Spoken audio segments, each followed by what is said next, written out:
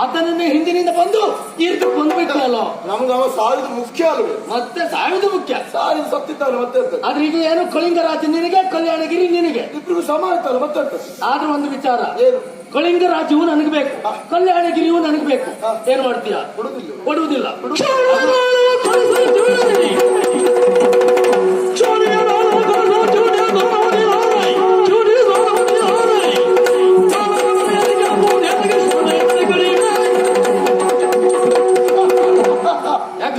ಸರಿ, ಏನು ನೀನ್ ಹೀಗೆ ಮಾಡ್ತಿರುವುದು ಗೊತ್ತುಂಟು ನನಗೆ. ಹೌದಾ? ಇಲ್ಲದೆ ಇದ್ರೆ ಪಾಪ ಹೇಗೋ ಬದುಕಿಕೊಳ್ಳಿ ಎನ್ನುವ ಕಾರಣಕ್ಕಾಗಿ ಕಳಿಂಗವನ್ನು ನಿನಗೆ ಬಿಟ್ಟು ಕೊಟ್ರೆ ನನಗೆ ತಿರುಗುಬಾಣ.